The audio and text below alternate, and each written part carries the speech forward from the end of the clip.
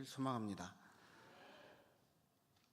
오늘 이 시간 설 명절을 맞아서 저와 여러분, 우리 사랑하는 가족들에게 주시는 은혜의 말씀은 창세기 12장 1절에서 10절까지 말씀입니다.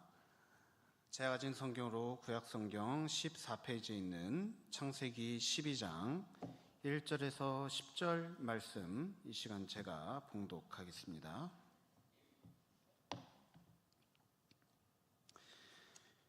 여호와께서 아브라함에게 이르시되 너는 너의 고향과 친척과 아버지의 집을 떠나 내가 내게 보여줄 땅으로 가라. 내가 너로 큰 민족을 이루고 내게 복을 주어 내 이름을 창대하게 하리니 너는 복이 될지라. 너를 축복하는 자에게는 내가 복을 내리고 너를 저주하는 자에게는 내가 저주하리니 땅의 모든 족속이 너로 말미암아 복을 얻을 것이라 하신지라. 이에 아브라함이 여호와의 말씀을 따라갔고 롯도 그와 함께 갔으며 아브라함이 하란을 떠날 때 75세였더라. 아브라함이 그의 아내 사레와 조카 롯과 하란에서 모은 모든 소유와 얻은 사람들을 이끌고 가나안 땅으로 가려고 떠나서 마침내 가나안 땅에 들어갔더라. 아브라함이 그 땅을 떠나 세겜 땅 모래 상수리 나무에 이르니 그때 가나안 사람이 그 땅에 거주하였더라. 여호와께서 아브라함에게 나타나 이르시되 내가 이 땅을 내 자손에게 주리라 하신지라. 자기에게 나타나신 여호와께 그가 그곳에서 제단을 쌓고 거기에서 베델 동쪽 산으로 옮겨 장막을 치니 서쪽은 베델이요 동쪽은 아이라. 그가 그곳에서 여호와께 제단을 쌓고 여호와의 이름을 부르더니 점점 남방으로 옮겨갔더라. 그 땅에 기근이 들었으므로 아브라함이 애굽에 거류하려고 그리로 내려갔으니 이는 그 땅에 기근이 심하였음이라. 아멘. 오늘도 창세기 말씀을 통해서 하나님께서 저와 여러분의 인생을 얼마나 아름답게 창조하셨는지, 또 어떻게 아름답게 인도하시는지를 함께 묵상하며, 또 이렇게 아름답게 창조된 인생, 또 아름답게 인도해 주시는 이 인생을 어떻게 살아가야 될지 계속해서 묵상하기를 원합니다. 창세기 1장 또 2장에 기록된 이 천지창조 장면을 보면 하나님은 모든 것을 창조하시고 보시기에 아름답다, 보시기에 좋았다라고 하였습니다. 하나님이 지으신 모든 피조물이 하나도 빠짐없이 다 보기에 아름다웠다라는 것이죠. 그것은 저와 여러분 모두에게 해당되는 말씀입니다. 우리가 아름답게 만들어졌다라는 것입니다. 하지만 이렇게 아름다웠던 피조물들이 사탄의 유혹으로 말미암아 죄에 빠지게 되자 그 아름다움을 잃어버렸다라는 것이 바로 에덴 동산의 그 안타까운 그 선악과 사건의 안타까운 이야기, 안타까운 결말이었습니다. 죄에 빠지고 타락하게 된 사람들은 하나님과 전혀 상관없는 삶을 살아가기 시작합니다.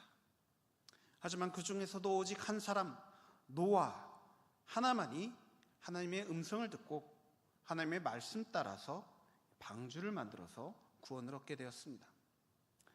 하지만 그 후손들은 노아와 같지 않았습니다. 그 후손들은 하나님의 말씀 없이 자기 마음대로 높은 탑을 쌓다가 오히려 뿔뿔이 흩어지는 결말을 맞이하게 되었습니다.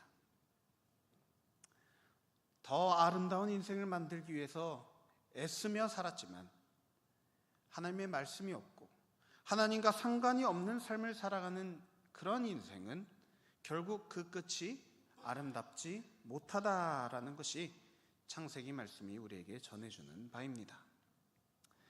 그렇다면 과연 아름다운 인생을 위해서 우리가 어떠한 삶을 살아가야 할지, 노아처럼 하나님과 상관이 있는 삶, 그래서 하나님께 선택을 받고 구원을 받는 그러한 삶이 되기 위해서는 어떻게 해야 할지 이 시간 오늘 이 아브라함 말씀을 통해서 함께 묵상해 보기를 원합니다.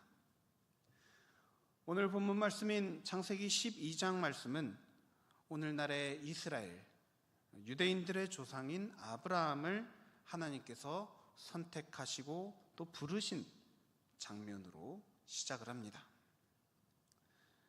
12장 바로 앞에 있는 창세기 11장에 등장하는 이 바벨탑 사건 이후에 11장 중후반에 보면은 계속해서 한동안 누가 누구를 낳았다라는 족보만 쭉 기록이 됩니다. 그러다가 어느 순간 이 아브라함이라는 이 이름이 등장하자 잠시 멈추어서 그 아브라함의 삶을 깊이 조명합니다. 오늘날 유대인들의 조상일 뿐만 아니라 또 아랍 사람들의 조상이라고 알려져 있는 아브라함, 또 오늘날 저와 여러분과 같이 믿음이 있는 사람들에게 믿음의 조상이라 불리는 이 아브라함은 어떻게 이처럼 인류 역사의 한 획을 그은 그런 인물이 될 수 있었는지, 그의 인생을 통해서 우리가 깨닫고 또 따라야 할 점은 무엇일지 함께 묵상하기를 원합니다. 방금 말씀드렸듯이 창세기 11장을 보면 아브라함의 족보가 등장합니다. 누가 누구를 낳았고 누가 누구를 낳았다. 그 삶이 얼마나 화려했는지 또는 보잘것없었는지 알 수 없습니다. 하지만 아브라함의 이름이 등장하자 갑자기 그 속도를 아주 늦춰서 천천히 진행을 하는데, 아브라함의 이야기가 시작되기 바로 직전에는 그의 아버지 이름이 등장합니다. 바로 데라라는 이름입니다. 데라가 그 가족들을 데리고 갈대아 우르라는 곳에서 하란이라고 불리는 곳으로 옮겨갔고, 거기서 죽음을 맞이하게 되었다라는 이야기로 이제 아브라함의 이야기가 본격적으로 시작하게 됩니다. 사실 이 아브라함이라는 인물은 아주 특이한 인물입니다. 매우 다양한 모습을 보여주는 입체적인 인물이라 할 수 있겠습니다. 그 중에 한 모습이 바로 저와 여러분이 잘 알고 있는 하나님의 말씀을 듣고 순종하여서 살던 곳을 떠난 사람, 그러한 모습입니다. 과거 노아가 그랬듯이 아브라함 또한 하나님의 말씀을 듣고서 그 말씀에 그대로 순종하여서 다른 사람들은 얻지 못한 복을 얻은 사람입니다. 그는 하나님의 음성을 듣고선 기꺼이 자신의 터전을 떠나 미지의 땅으로 떠나갔습니다.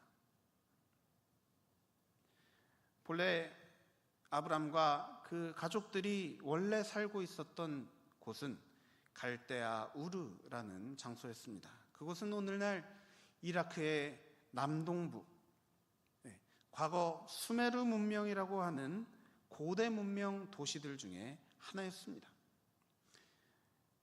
그런데 그들이 이제 하란이라고 하는 곳으로 옮겨갔다 했습니다. 하란은 유프라테스강 상류 지역에 위치해 있습니다. 흥미로운 점은 우르 사람들이 모시던 신과 유프라테스 저 위쪽에 있는 하란 사람들이 섬기는 신이 동일했다는 겁니다. 모시는 신이 같았다라는 말은, 즉 이 우르라는 지역과 하란이라는 지역이 같은 문명권 안에 있었다라는 것입니다. 같은 문화를 공유하고 있었다는 것입니다. 즉 아브람과 그 가족들이 우르에서 하란으로 이동을 할 때 그 이동은 그다지 별 볼 일이 없는 이동이었다라는 것입니다. 그저 과거에 우상을 섬기던 지역에서 똑같이 우상을 섬기는 지역으로 이동을 했다는 것이죠. 성경학자들은 아브라함이 처음으로 하나님의 부르심을 받은 곳이 바로 이곳 우르였다라고 말합니다. 또 그것이 사도행전 7장에도 그렇게 기록이 되어 있습니다. 그래서 아브라함의 가족들이 우르라는 곳에서 그 대도시를 떠나서 하란이라고 하는 곳으로 이동을 했는데, 이제 오늘 본문인 창세기 12장 1절 말씀에 보면 하나님께서 다시 한번 아브라함에게 떠나라, 너의 고향과 친척과 아버지 집을 떠나 내가 내게 보여줄 땅으로 가라 하고 말씀하시는 것을 볼 수 있습니다. 하나님은 아브라함이 비록 예전에 살던 곳, 바로 우르라는 곳에서 하란이라는 곳으로 옮겨갔기는 했지만 떠나기는 했지만 정말로 하나님이 원하시는 곳으로 가라 명하시는 것입니다. 그래서 어떤 곳인지 알 수 없지만 일단 내가 너한테 보여줄 땅으로, 내가 너에게 인도할 땅으로 가라 요구하신 것입니다. 만약 여러분이 아브라함이었다면 어떻게 반응하셨을 것 같습니까? 이미 살던 곳을 떠나서 새로운 삶을 살기 시작한 그곳에서 다시 한번 떠나라 말씀을 하십니다. 또 이사 갈 곳이 어떤 곳인지 전혀 알지 못합니다. 가시겠습니까? 요즘 수요 만나 시간에 묵상하는 성경 드라마, 더 초전이라고 하는 성경 드라마를 보니까 예수님께서 제자들을 불러 모아놓고 전도하러 가라고 2명씩 짝지어서 보내시는 장면이 있습니다.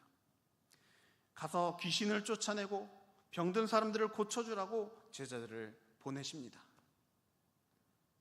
가라라는 말을 듣자 제자들이 이런 반응을 보입니다. 예? 제가요? 예? 왜요? 하면서 우리가 그걸 어떻게 하냐면서 말도 안 되는 일을 시키신다라고 그러한 반응을 보이는 제자들의 모습이 있었습니다. 하지만 제자들이 예수님의 말씀을 의지해서 떠나니까 과연 어떤 일이 일어났을까요? 예수님의 말씀대로 귀신을 쫓아내는 일이 나타나고, 또 병든 자들을 고치는 일이 나타나고, 또 예수님을 알지 못하는 이들에게 예수님을 알리고 또 예수님을 따르게 하는 그러한 일들이 일어나게 되었습니다. 애초에 이 제자들은 자신들이 할 수 없을 것이라 생각을 했습니다. 하지만 그들이 순종하니까 자신의 생각보다, 자신이 가늠한 것보다, 자신들이 계산한 것보다 훨씬 더 놀라운 일들이 일어나게 된 것입니다. 아브라함도 마찬가지로 순종을 택했습니다. 4절 말씀에 보면 아브라함이 여호와의 말씀을 따라갔고 롯도 그와 함께 갔으며 아브라함이 하란을 떠날 때 75세였더라. 왜 아브라함이 선뜻 나서지 못했을지 알 수 있는 대목이 있습니다. 바로 그의 나이가 75세였다라는 겁니다.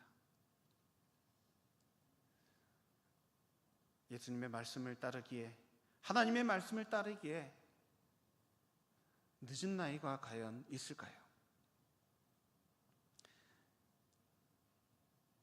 여기 계신 많은 분들보다 제가 나이가 좀 어리지만요, 그래도 확실하게 말씀드릴 수 있는 것은 여러분 늦지 않으셨습니다. 하나님 말씀으로 순종하고 떠나기에 절대 늦은 나이가 아닌 줄 믿습니다. 하지만 아브라함의 이 마음속에는 이제는 자신이 모험을 하기에는 너무 늦었다고, 이제는 좀 자리를 잡고 편안하게 삶을 살아가야 되지 않겠느냐 하는 그런 마음으로 막상 순종하기에 그 두려움이 그 마음속에 있었을 것입니다.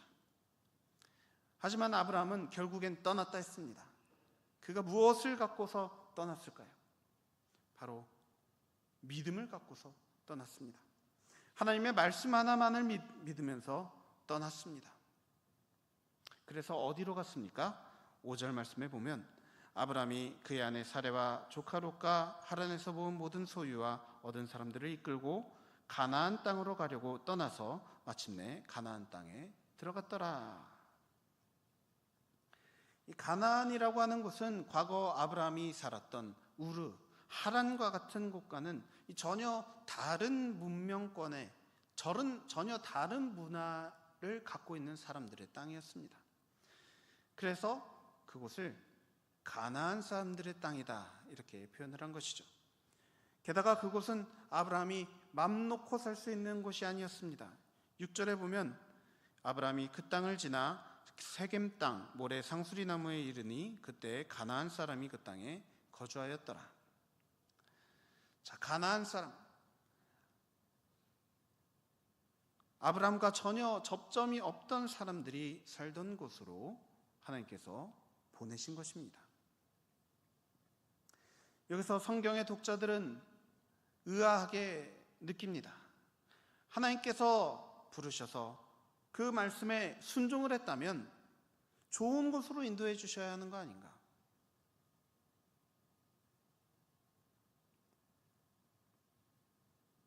하나님께서 인도해 주신 곳이라면 훨씬 더 그 이전보다, 하란보다도, 우르보다도 더 좋은 곳으로 아브라함이 자리를 잡아야 되는 거 아닌가? 이런 생각을 하지 않겠습니까? 아마 아브라함도 이상하게 생각했을 것입니다. 하나님은 아무 설명 없이 그냥 떠나라 하셨습니다. 그 명령에 순순히 따랐다면 더 좋은 곳으로 인도해 주셔야 되는데 왜 하나님이 이렇게 인도를 해주셨을까 하는 그런 궁금증이 있지 않았겠습니까? 이와 같은 생각을 한 사람들이 훗날 또 있었습니다. 바로 출애굽하던 이스라엘 백성들이었습니다. 종살이를 하고 있던 애굽에서 이제 젖과 꿀이 흐르는 땅으로 인도해 주겠다라며 모세가 등장하여서 그들을 인도해 내었고, 또 그 모세의 말을 따라서 이스라엘 백성들은 풍요로운 애굽 땅을 떠나 40년이 넘는 세월 동안 이 젖과 꿀이 흐르는 땅 대신에 삭막한 광야에서 지내야만 했습니다. 그들의 반응이 어떠했습니까? 수시로 모세와 하나님을 원망했습니다. 왜 우리를 이곳으로 이끌어냈느냐 하는 것이죠. 차라리 애굽으로 돌아가겠다. 밥 먹듯이 하던 말이 바로 그 말이었습니다.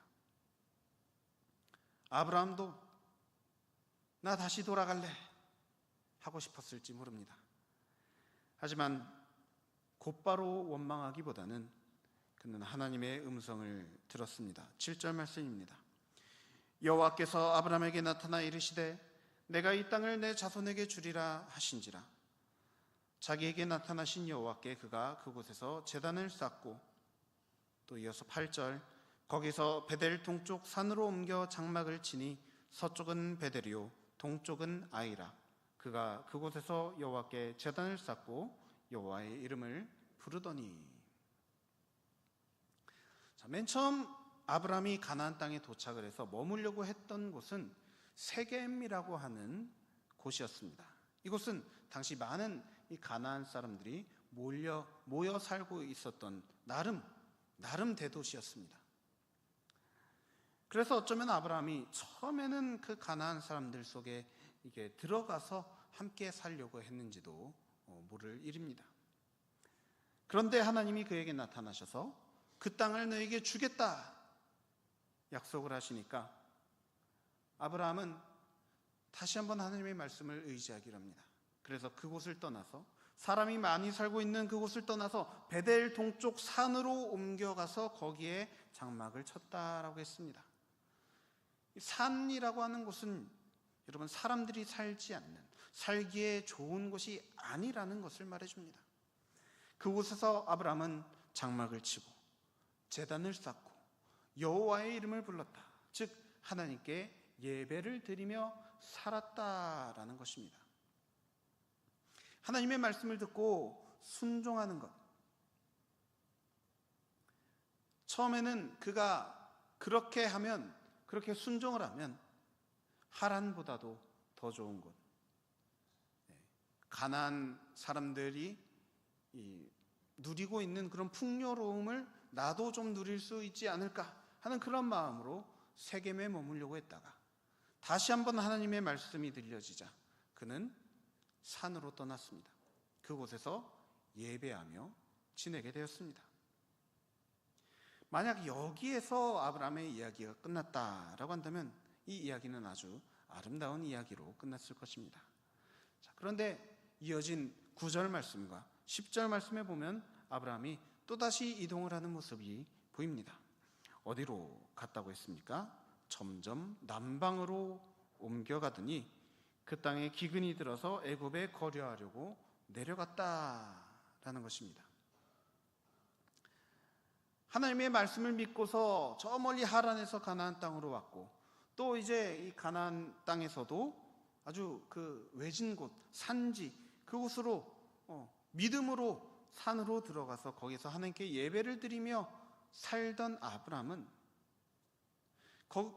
계속 거기서 머물려고 했겠지만 점점 살기가 힘들어지자 평지가 많은 남쪽으로 옮겨가면서 살다가 나중에는 아예 애굽이라고 하는 본래 자신들이 살던 하란 우르보다도 어쩌면은 더 풍요로운 그곳으로 들어가서 살기 시작했다는 것입니다.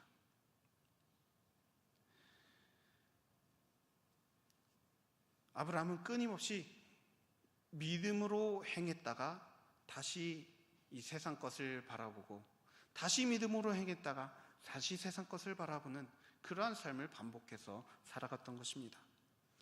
애굽에 들어가서는 어떤 일이 일어났습니까? 애굽 사람들에게 자기 아내 사레를 누이라고 속였다가 들통이 나서 쫓겨나게 됩니다. 쫓겨나서는 어떻게 되는지 아십니까? 원래 살던 산속으로 들어가게 됩니다. 그럴 거면 굳이 왜 내려왔나 싶습니다. 자, 그런데 여러분, 지금까지 아브라함의 이야기를 들으면서 어떤 생각이 드십니까? 어떤 문제점이 보입니까? 바로 아브라함이 하나님의 말씀대로 순종하며 살기도 했지만, 또 하나님의 말씀이 없는 대로 마음대로 결정하고 행동하다가 허탕을 치는 그런 인생을 반복하면서 살았다는 것입니다. 마치 아브라함 한 사람에게서 노아의 모습과 바벨의 모습이 둘 다 존재하는 것입니다.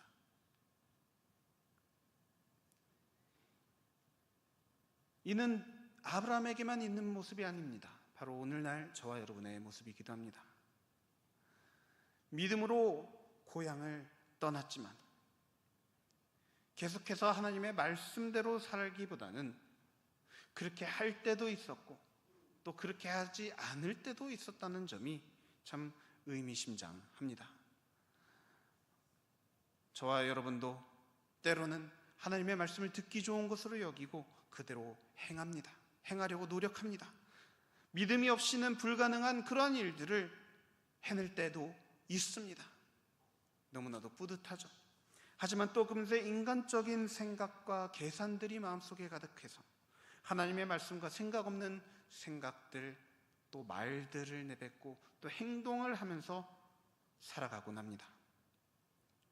여러분, 대체 왜 그러십니까? 왜 그런 것일까요? 아브라함의 모습을 통해서 우리의 모습을 돌아보기를 원합니다. 무엇을 깨달을 수 있습니까? 말씀대로 살다가도 자기 생각과 판단 따라서 살아가는 이유, 그 이유는 바로 내 인생은 내가 책임져야 된다라는 생각이 가득하기 때문입니다. 즉, 나의 인생이 나에게 달렸다는 것입니다. 내가 결정해서 내가 떠난 것이고, 내가 결정해서 내가 정착한 것이고, 내가 결정해서 산으로도 올라가고 애굽으로도 내려가고 하나님의 말씀을 순종해서 행한 일 같지만 사실 아브라함의 그 내면에는 내가 결정한 겁니다.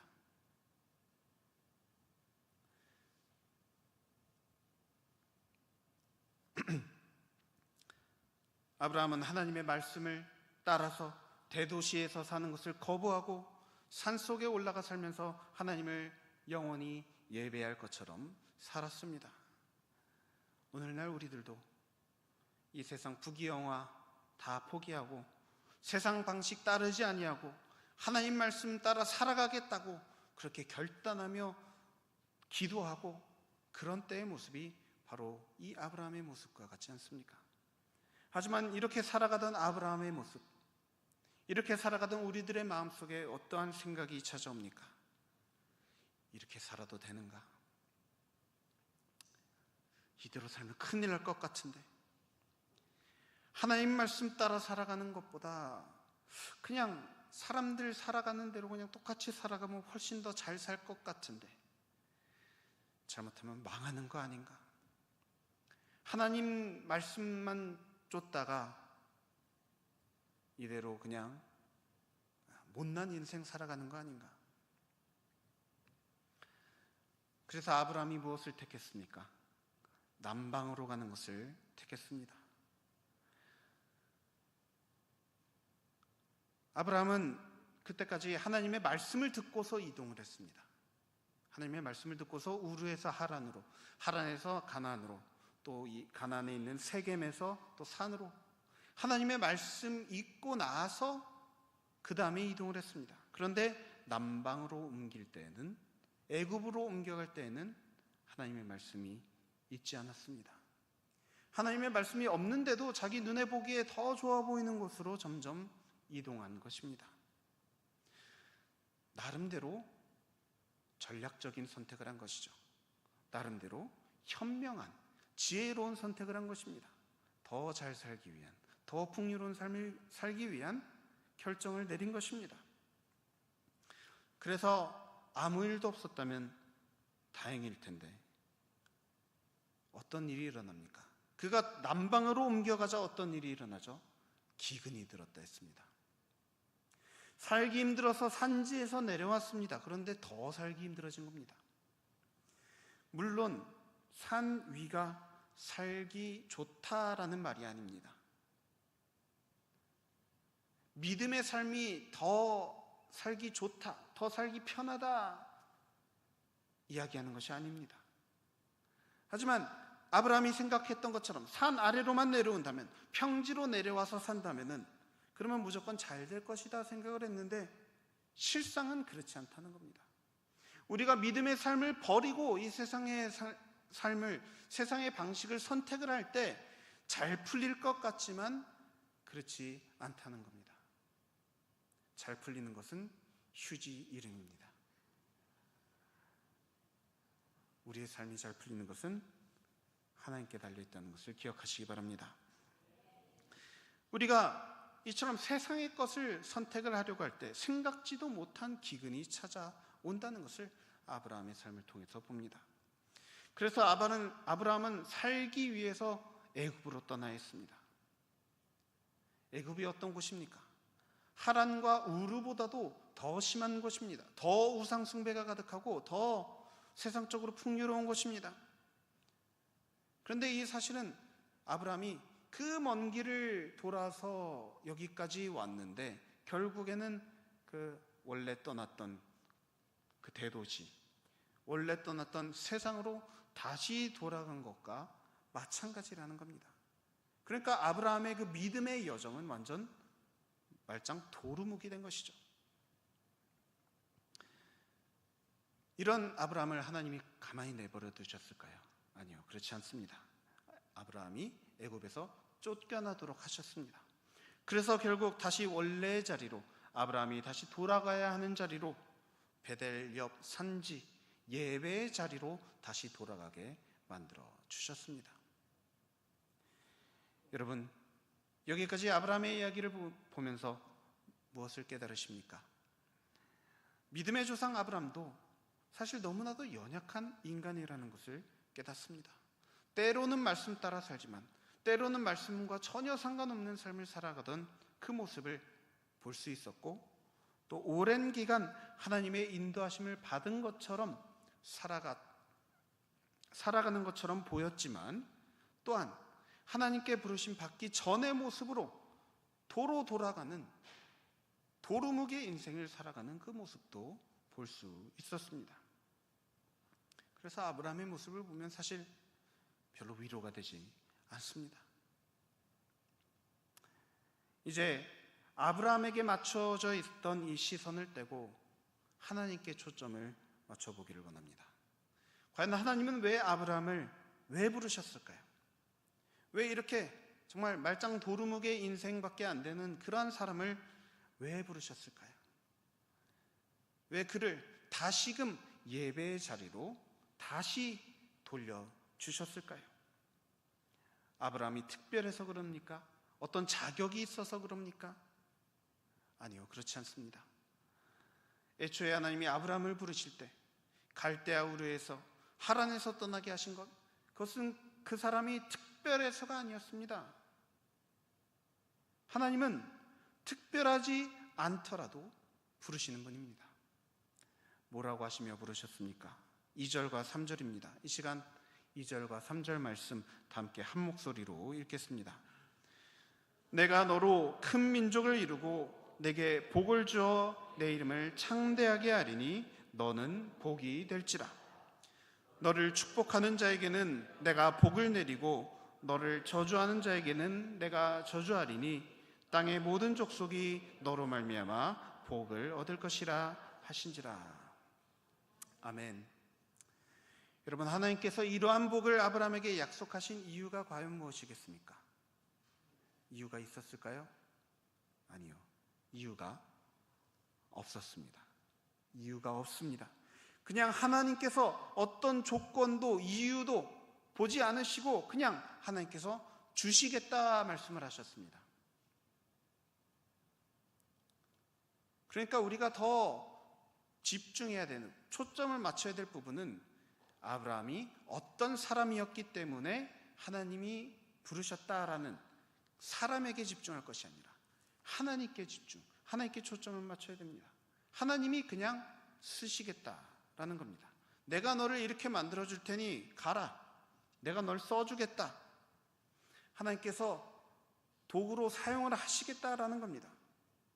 아무 조건 없이, 아무런 공로 없이 쓰시겠다는 겁니다. 여기에 중요한 것이 있다라고 한다면 단 하나입니다. 바로 하나님의 의지, 하나님의 단호한 뜻이 여기에 가장 중요한 것입니다. 사람의 어떠함이 아니라 하나님의 어떠함이 중요한 것입니다. 하나님이 쓰시겠다는데 무엇이 중요하겠습니까? 여러분, 얼마 전에 함께 영화 보러 갔었던 신의 악단에서 그러한 대사가 있었죠. 당이 하겠다는데 누가 뭐라고 하냐고. 하나님이 쓰시겠다는데 누가 뭐라고 합니까? 거기에 아브라함은 어떻게 반응을 했습니까? 가라고 하셨으니까 갔습니다. 하나님이 쓰시겠다고 하니까 쓰임 받은 겁니다.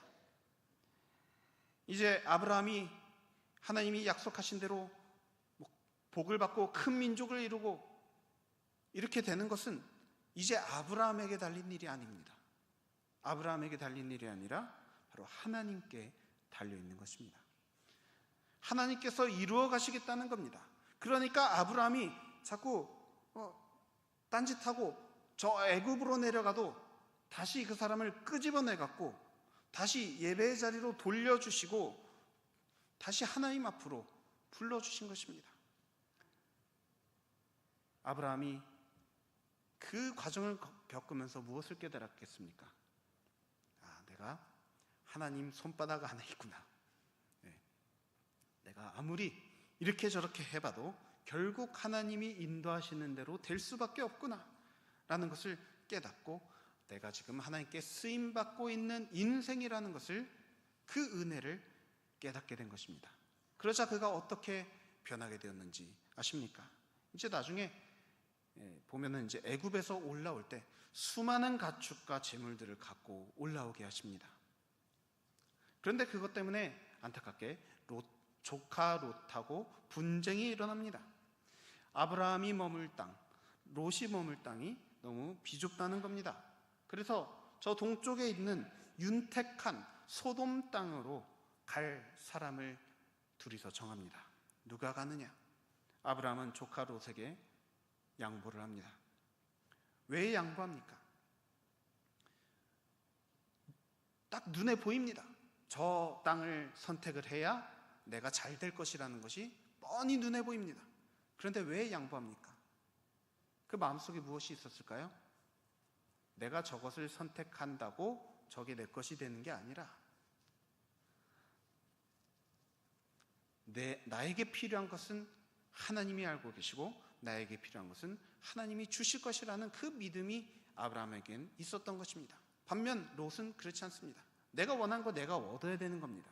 그래서 감히 삼촌이 선택하기도 전에 먼저 자기가 저기로 가버리겠다고 하면서 소돔 땅으로 옮겨가죠.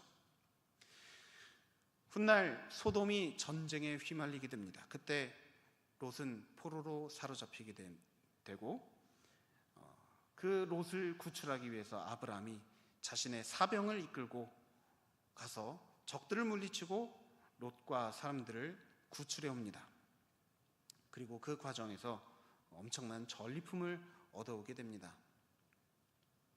이때 아브라함은 이러한 일이 일어날 수 있도록 인도해 주신 하나님께 이 감사한 마음이 있었던 것 같습니다. 그래서 돌아오는 길에 어느 한 제사장을 만나게 되자 그에게 그 전리품 전체 중에 10분의 1을 그 제사장에게 바칩니다. 처음으로 11조라는 개념이 이 성경에서 등장한 장면입니다. 예전 같으면 자신의 윤택함을 위해서 몸을 사리던 그런 사람이 담대하게 조카를 구출해 주었을 뿐만 아니라 얻은 전리품에서 10분의 1을 헌금으로 드렸습니다. 그가 헌금을 이처럼 드릴 수 있었던 것은 자신이 전쟁에서 승리한 것, 또 전리품을 얻을 수 있는 것, 이 모든 것이 하나님이 자신을 써주셨기 때문에, 하나님께 쓰임받은 것이기 때문에 가능했다라는 것을 깨닫고 드린 믿음의 고백인 것입니다. 이처럼 아브라함은 하나님께 쓰임받은 것에 대한 인정, 하나님의 그 역사하심에 대한 인정과 또 하나님이 써주셨다라는 것에 대한 감사를 이와 같이 헌금을 통해서 표현하는 것을 보여주었습니다. 오늘날 신앙생활하고 있는 저와 여러분 또한 하나님께 쓰임받고 있다라는 사실을 믿음으로 고백할 수 있기를 소망합니다. 하나님께서 사용하시면 평범해 보이는 사람, 평범해 보이는 우리의 일상에 놀라운 일들이 일어나게 될 줄 믿습니다. 그리고 그러한 삶을 위해서 아브라함이 보여준 것과 같이 마땅히 하나님을 인정하고 또 하나님께 감사를 날마다 올려드리는 저와 여러분 모두 되시길 간절히 소원합니다. 부디 간절히 바라옵기는 모든 감사와 찬양과 영광을 받기에 합당하신 하나님께 귀한 것을 드리며 귀한 인도하심을 받는 그러한 삶을 살아내는 저와 여러분 되시길 바라고, 또 우리를 통해서 놀라운 일들을 이루실 하나님께 쓰임받는 명절 보내시기를, 그래서 하나님을 높여드릴 만한 일들이 가득 넘쳐나는 그런 명절 보내시기를 우리 주 예수 그리스도의 이름으로 간절히 축원합니다. 기도하겠습니다.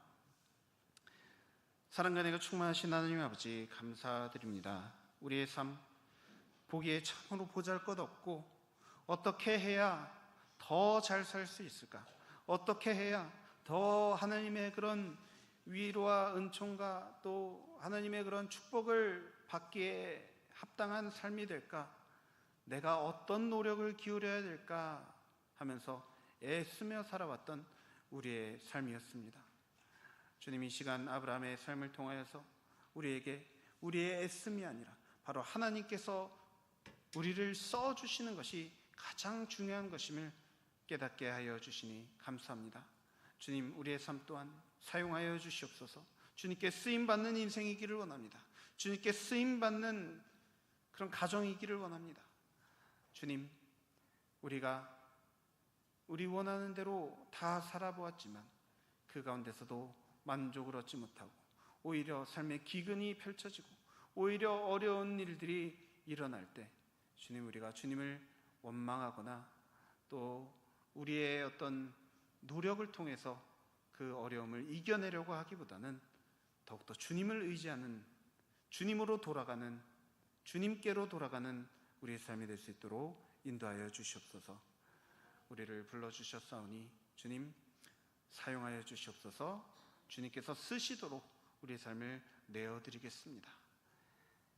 그러한 삶을 이번 한 주간, 이 명절 기간 동안 우리 다른 가족들과 함께 그러한 삶을 함께 나누는 그런 복된 삶 될 수 있도록 인도하여 주실 길을 간절히 소망하며 이 모든 것을 살아계신 우리 주 예수 그리스도의 이름으로 간절히 기도드립니다.